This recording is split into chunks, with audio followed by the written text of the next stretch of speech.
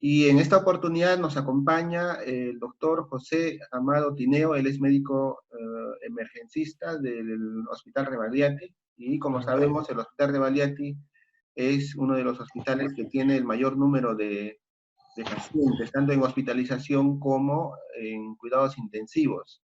Y la experiencia que ellos tienen al armar la respuesta frente a esta pandemia creo que será de mucha utilidad para otros hospitales, para otros colegas. Muy bien, las gracias a ustedes por esta invitación y en realidad estamos ante una pandemia y un impacto nunca antes visto, al menos en en las últimas décadas, ¿no? Como me encargaron, voy a tratar de hablarles en esta media hora o un poco más de lo que queda es sobre la respuesta o la experiencia que hemos vivido nosotros como servicio de emergencia. Lo que vamos a hacer, hemos tratado de resumir en estos 7 puntos, ¿no? De agenda. Primero vamos a hablar sobre la preparación que se tuvo en el servicio, luego la respuesta a la demanda, luego vamos a hablar algo de flujogramas, guías, protocolos, los ambientes, cómo se han preparado, se han venido preparando y cómo se van a preparar, porque esto en realidad, como les decía, es algo bastante fuerte, ¿no? La bioseguridad, que es importante, y algo finalmente sobre manejo de información y docencia e investigación.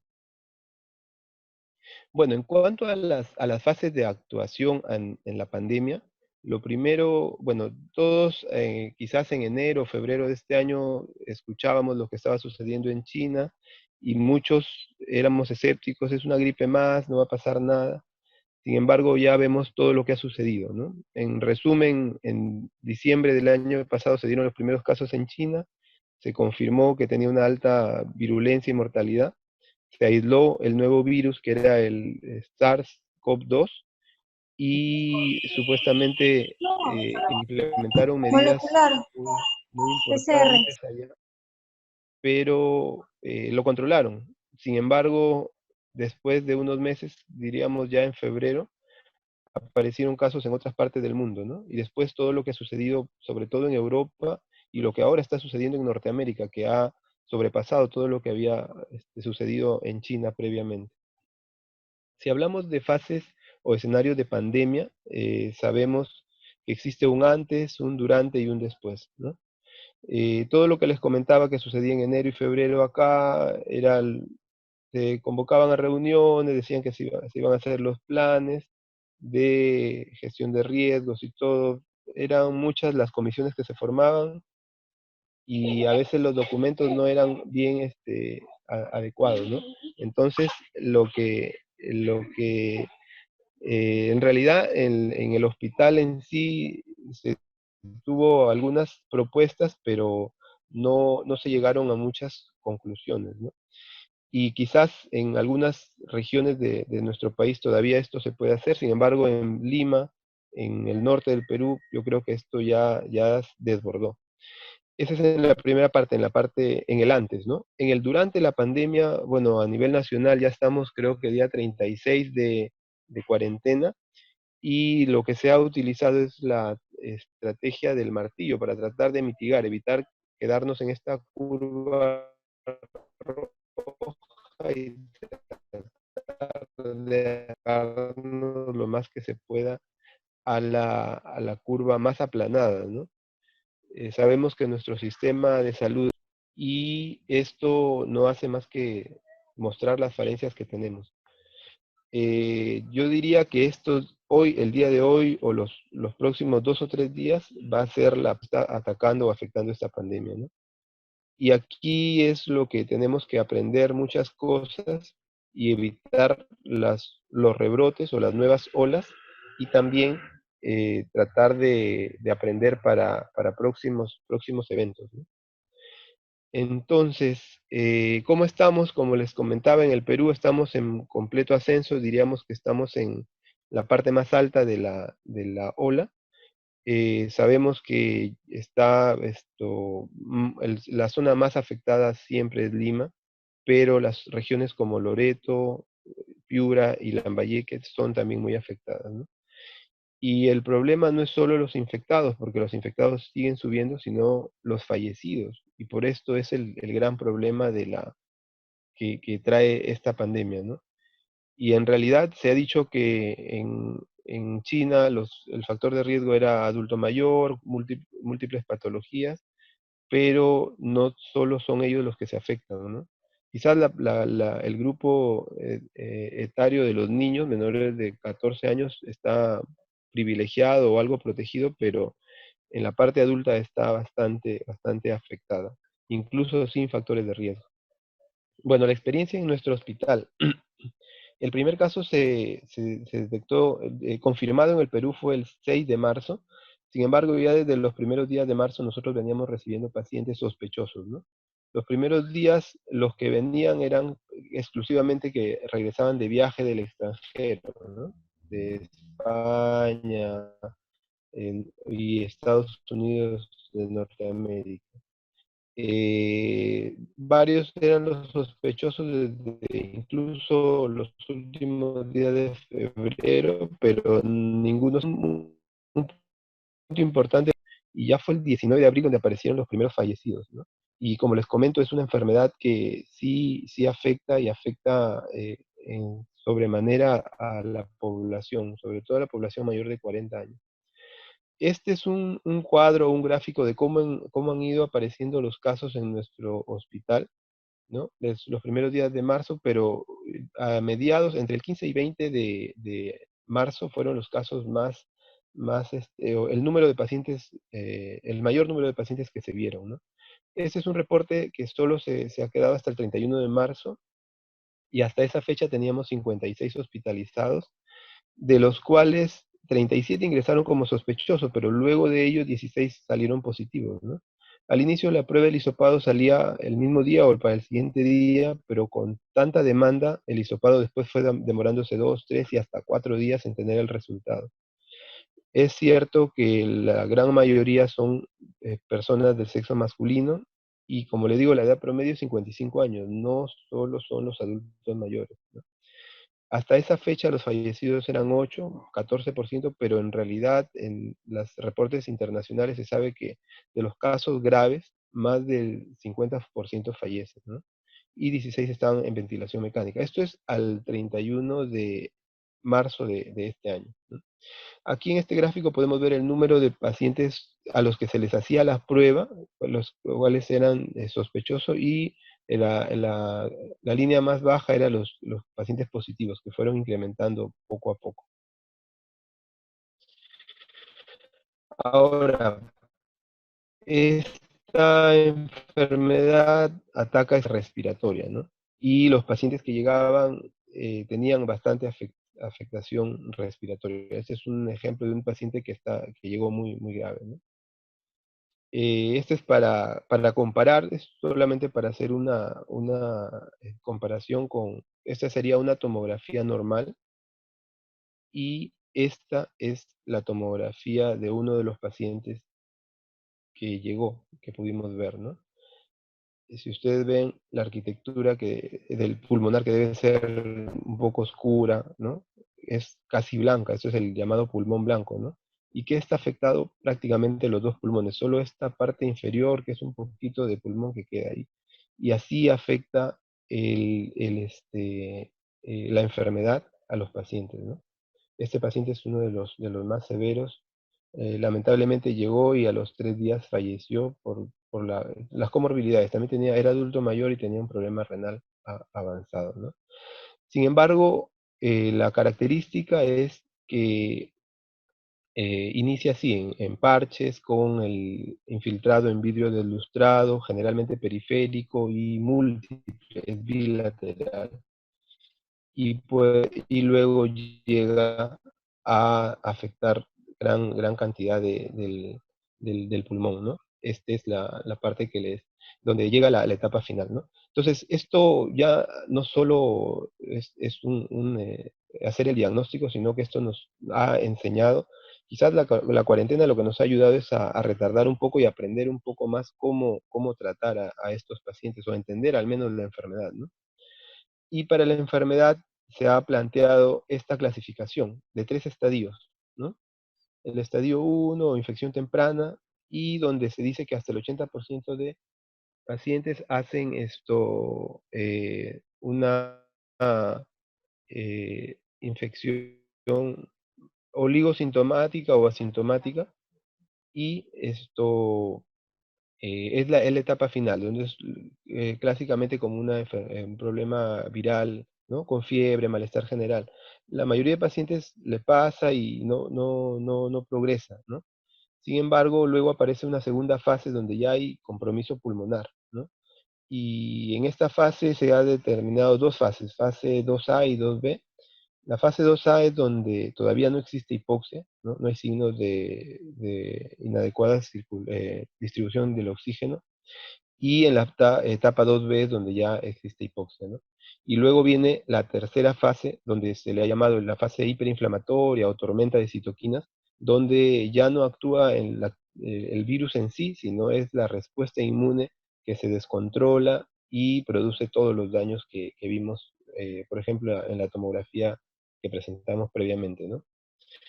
Entonces, esto nos sirve no solo para entender la enfermedad, sino para cómo tratarla. Y esto es básico para muchos eh, medicamentos que podemos utilizar y otros que ya no podemos utilizar, ¿no? Bueno, nosotros, la charla que nos encargaron es cómo respondimos nosotros, ¿no? Como les comenté al inicio, los encargados de la parte directiva del servicio y del hospital eran los que estaban haciendo las guías, y en realidad con poca participación de la parte operativa, que éramos nosotros, ¿no? Se crearon varias propuestas, sin embargo, no se definió mucho, ¿no?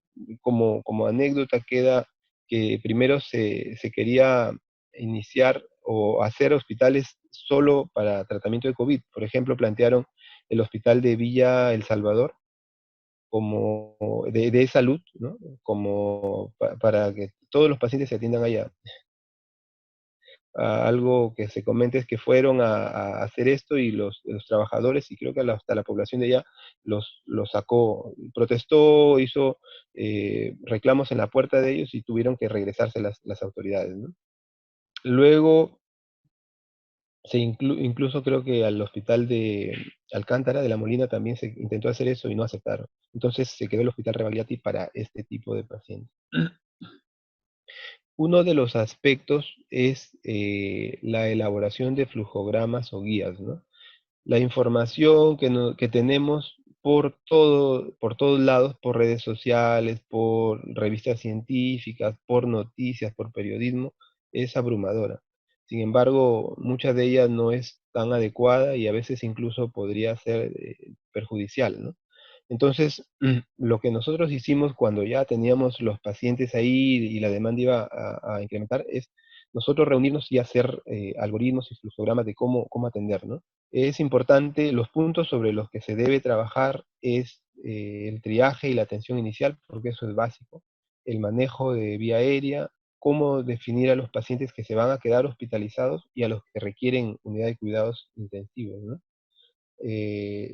Ya luego viene que incluso nosotros que vemos ventilación, pero no mucho, hemos tenido que reunirnos y conversar sobre esto, porque la necesidad de los pacientes de entrar a ventilación mecánica es grande. Y como les decía, la evolución es rápida y el pronóstico es malo, ¿no? Igual, sobre guías de tratamiento y sobre seguimiento y monitorización. Les pongo acá como ejemplo el primer fluxograma que se hizo en cuanto a triaje, ¿no?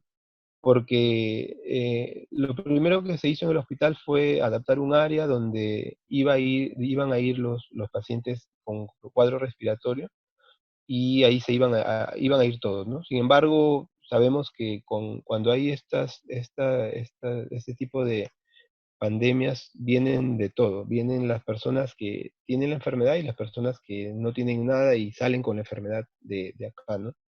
Entonces, ¿qué pasaba? O incluso, ¿qué sucedió, no? Porque uno de los primeros casos, el primer fallecido, falleció en su casa. Y bueno, nos llamó mucho la atención porque, ¿qué sucedió? En el caso de que, en este caso, se había implementado un área de triaje respiratorio a cargo de médicos con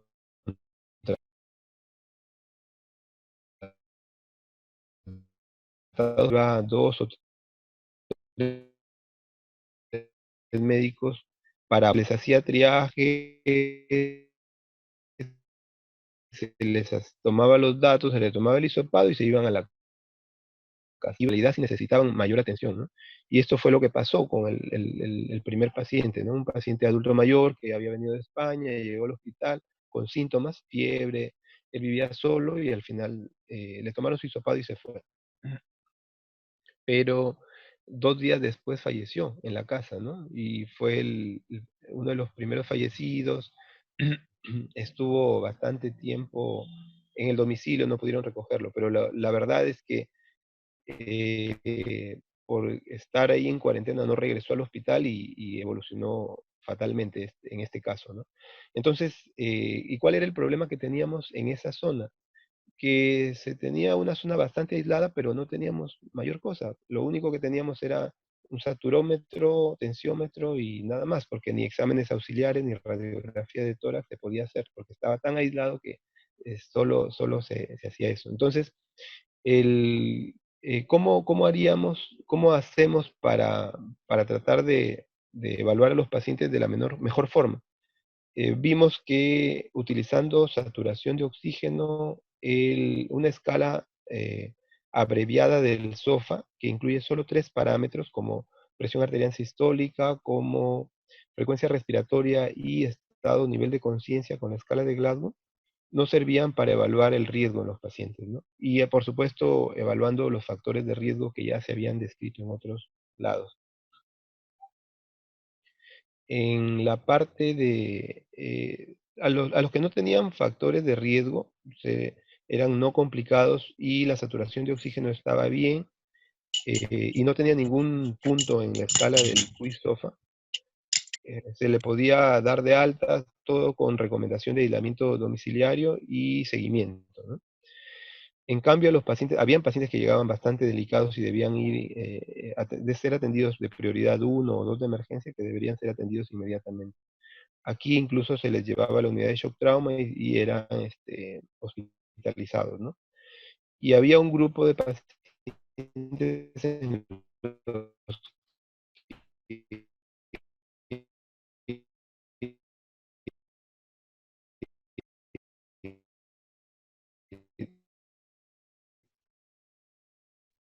no se sabía evaluar y se implementó para tratar de evitar o minimizar estos errores que se pueden tener, y estos errores son fatales, ¿no? De la misma forma se ha hecho para la parte del tratamiento y del diagnóstico, ¿no? Como les decía, esto nos ha hecho reaccionar y la verdad sobre la marcha, porque la planificación en realidad no estuvo muy implementada, o todo lo que se había pensado no se realizó oportunamente, ¿no? Ahora, el otro problema grande eran las pruebas, ¿no? En el Hospital Rebagliati se están haciendo las pruebas para hisopado y todos se van para allá. Entonces venían incluso al inicio asegurados y no asegurados y personas asintomáticas y que querían hacerse la prueba, ¿no? Entonces el triaje ayuda bastante en eso, y después de los primeros días de una sobrecarga de pacientes donde el personal que era enviado era escaso y la demanda era muy grande, entonces después ya se fueron eh, mejorando las cosas, ¿no? Aquí para hablarles sobre algunos puntos, como por ejemplo el hisopado, ¿no? Al inicio todos los que tenían síntomas venían y se hacía el hisopado, después se vio que ya no iba, eh, era tanta la demanda que no íbamos a poder realizar a todos, ¿no? Y lo que sucedió, como les comenté anteriormente, era que eh, que demoraba mucho los resultados, ¿no? De 5 a 10 pruebas diarias se pasaron a 100, 200 pruebas diarias solo en el hospital.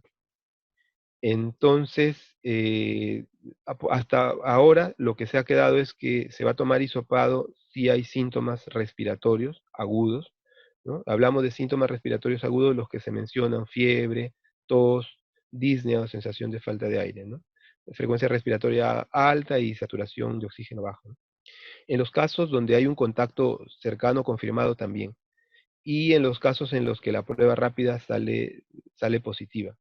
En esos casos se está tomando la prueba del hisopado nasofaríngeo, ¿no? Personal de laboratorio especial designado para esto se va y toma la muestra, ¿no? A los pacientes o al personal, porque hay personal de salud que ha salido positivo, que salía positivo, el descanso médico era 14 días con aislamiento obligatorio, ¿no?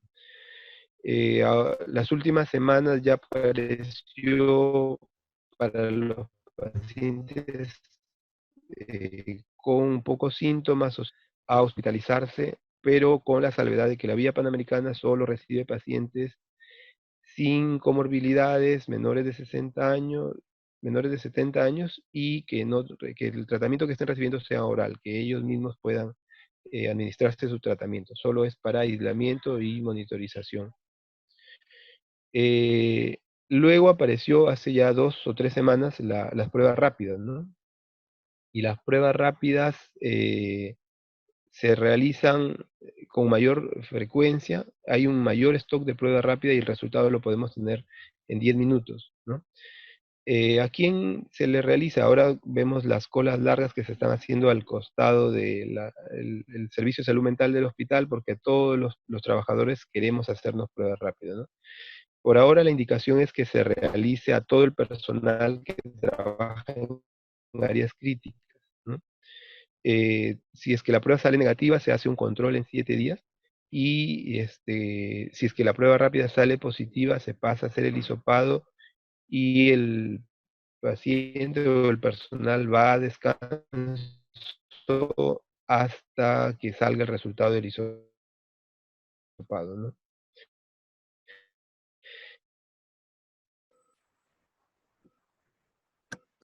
La prueba rápida son bajas, pero es un instrumento más que tener. Con síntomas, en general se hace más a los que tienen más de 7 días de enfermedad, de sintomatología, ¿no? Pero en la última semana, en los pacientes que están hospitalizados, se está haciendo la prueba rápida a todos los que vayan a hospitalizarse a áreas que no son COVID, y a los pacientes que van a ir a intervenciones quirúrgicas. Ya sala de operaciones está pidiendo pruebas rápidas para todos, ¿no? Y como les comentaba, si está positivo, se le da descanso hasta que salga el resultado del hisopado, y de acuerdo a eso puede regresar a trabajar o no. Aquí un comentario, porque hay uno de los colegas que salió y sale IgG, ya no hay problema porque supuestamente ya hizo inmunidad, ¿no? Pero hay un colega que salió IgM con hisopado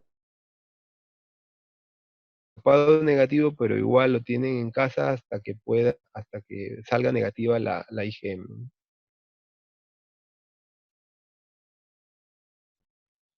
Ahora, en cuanto a gratis del Hospital Más, todas las especialidades, atiende a toda la población, edad adulto mayor, y nosotros estamos en el servicio de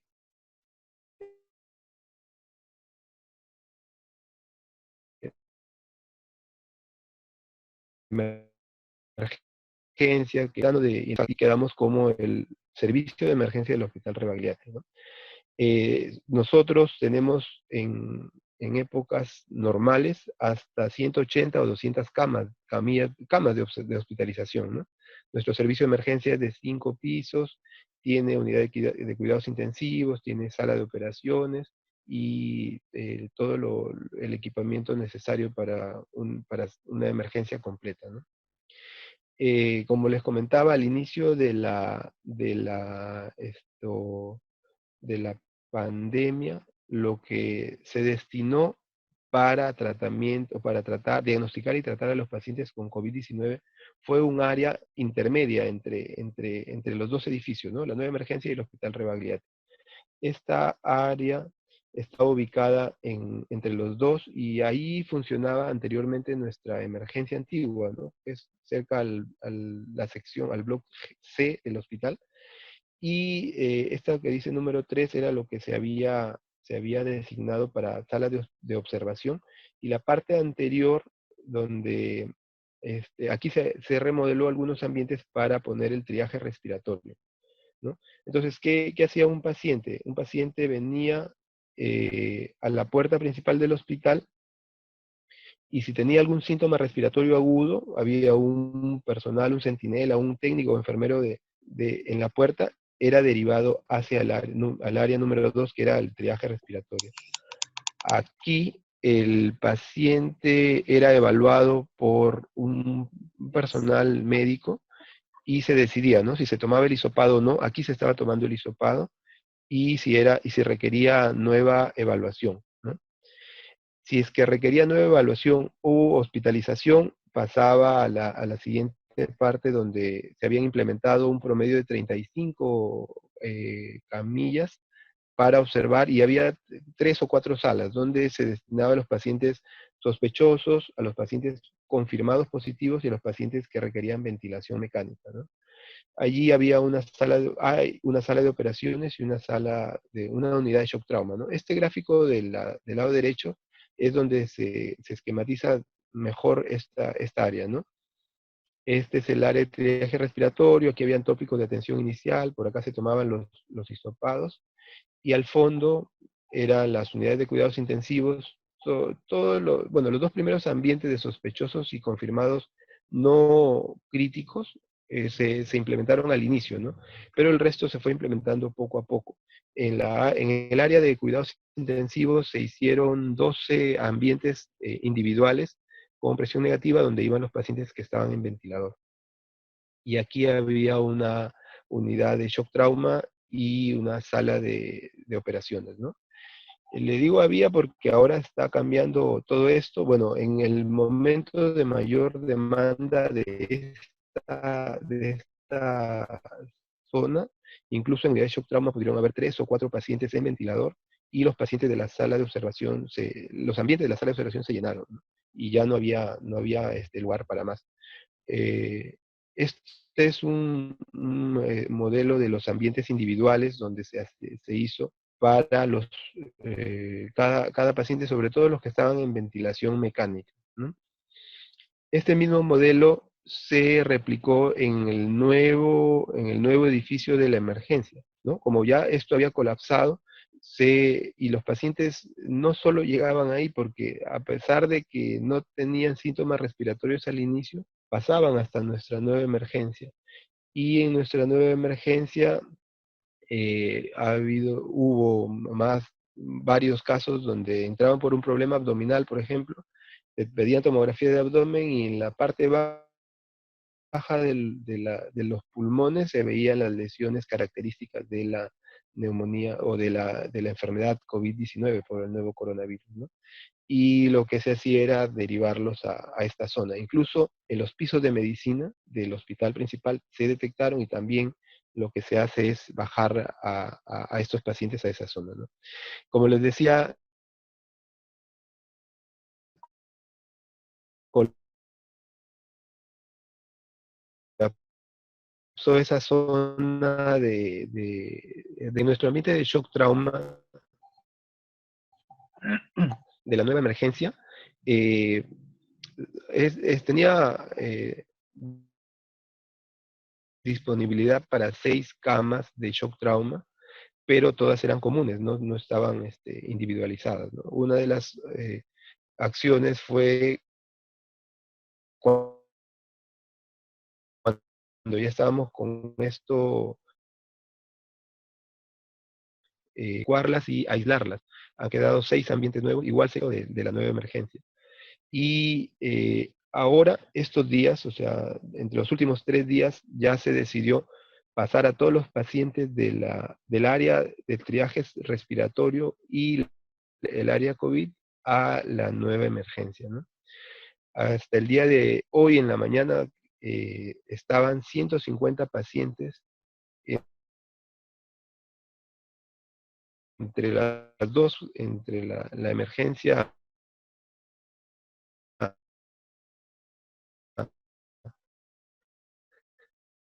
nueva, y de los cuales casi 50 millones, y en dos de estas salas que han sido acondicionadas para ambientes individuales.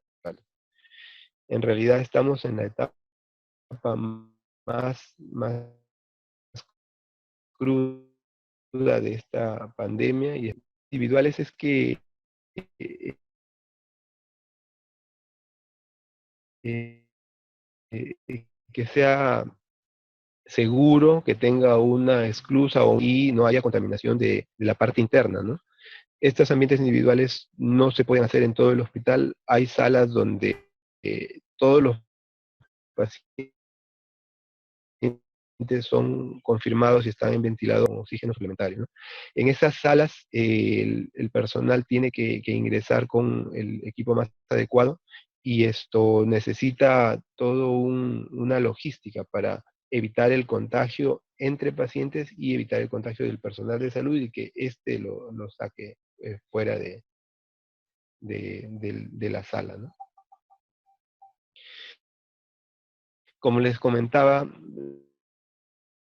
las etapas de la respuesta en la primera etapa fue crear un camas, y se supone que los pacientes quedaban ahí. Hace 2 semanas eso ya estaba colapsado, y ahora estamos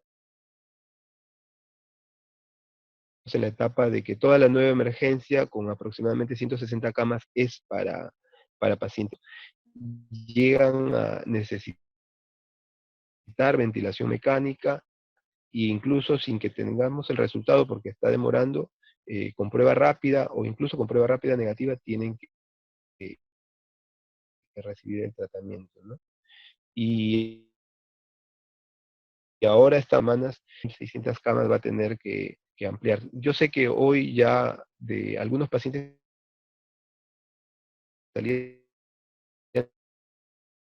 de UCI y van a pasar a uno de los pisos de medicina pacientes, y se nos va a desbordar, se nos ha desbordado, porque los días anteriores hay varios pacientes en los pisos de medicina que quieren bajarlos a la vez que están llamando de otro, no tenemos capacidad actualmente. Algunas cosas puntuales en cuanto al equipo de protección personal, ¿no? Todos sabemos, hay incluso videos de cómo utilizarlos. Ahora en la emergencia lo que estamos haciendo es utilizar dos tipos, ¿no? Generalmente el equipo donde se necesitan lentes, máscara, gorro, guantes y mandilón para las áreas con bajo contacto o exposición. Hasta hace una semana eso era viaje en la puerta del hospital y los tópicos de medicina o de cirugía. Pero hoy, de tópico de medicina estaban junto a pacientes que tenían cuadros respiratorios, y esto, o sea, todo el ambiente ya de la emergencia requiere el traje completo. Este traje completo es para áreas donde hay mayor exposición a aerosoles y riesgo de contaminación, ¿no? Incluye un overol o mameluco completo, aparte del protector facial, sobre los lentes y guantes y botas, ¿no? Y esto es lo que se está haciendo ahora en el hospital. Todos debemos estar con todo este equipo, y como les comento, el problema está creciendo, ¿no? Por ahora tenemos equipos de protección personal, esperemos que sean suficientes, y esperemos que esto vaya bajando. Ahora, otros aspectos que quizás se les da menos importancia, pero no es así, es el manejo de la información, ¿no? En cuanto al manejo de la información, en dos grupos, ¿no? El manejo de la información hacia el paciente o familiar, y el manejo de información hacia el trabajador de salud, ¿no? En cuanto al paciente y el familiar, no están permitidas las visitas a los familiares. A los que estaban en el área COVID solamente se les dejaba dejaban un número el familiar y se les llamaba diariamente para darle el informe, y a veces algunos pacientes en los que se les podía permitir un celular o un equipo electrónico para que se comuniquen con sus pacientes, con sus familiares, pero era restringido por el riesgo de contagio, ¿no?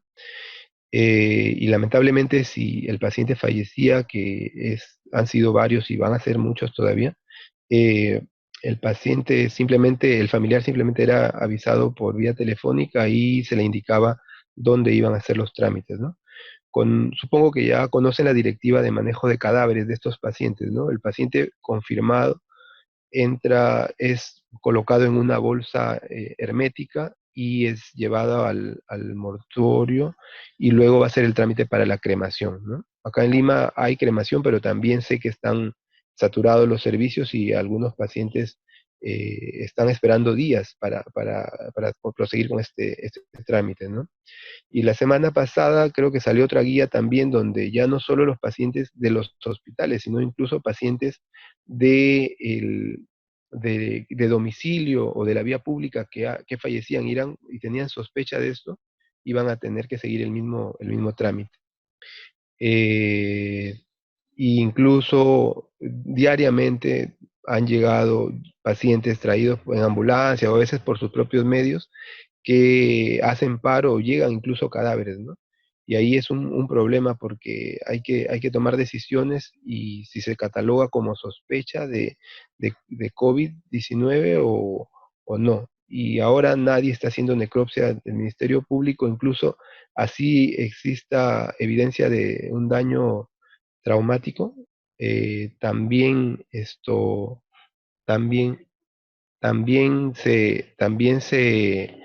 se realiza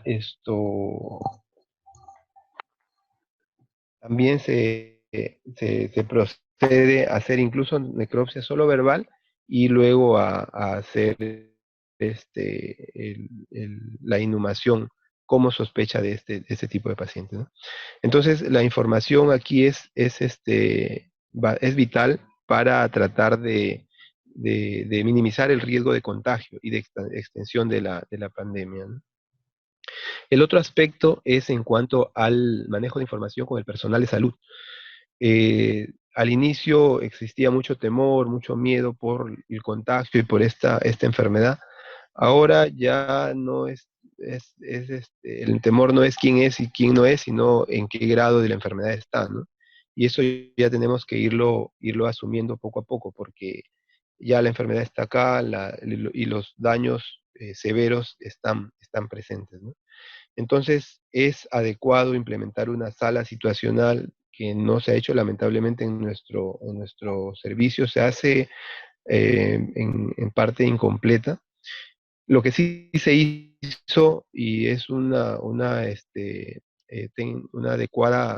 acción adecuada, fue, además del jefe de guardia, bueno, saben que la emergencia del Rebagliati es la emergencia más grande. Tenemos de turno asistentes solo de medicina, casi 18 o 20, asistentes de otras especialidades, algo de 10 o 15, aparte de los residentes, enfermeras y todo, ¿no? Generalmente hay un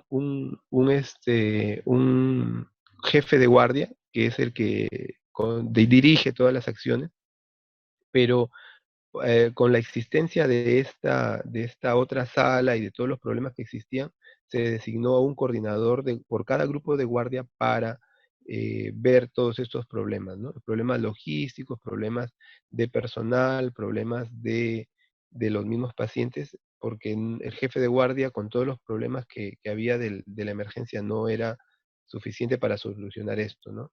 Y sobre todo para que busque soluciones, porque en la primera etapa todos estábamos reclamando, renegando y pidiendo que se hagan cosas, pero al final nos dimos cuenta que si nosotros mismos no nos organizamos y seguimos adelante, no íbamos a responder, y íbamos a quedar con mayores secuelas, ¿no? Y la secuela aquí no es solo que el paciente fallezca, que lamentablemente sí sucede, sino que vamos a contagiarnos más y nosotros vamos a transmitir al resto de la población, ¿no?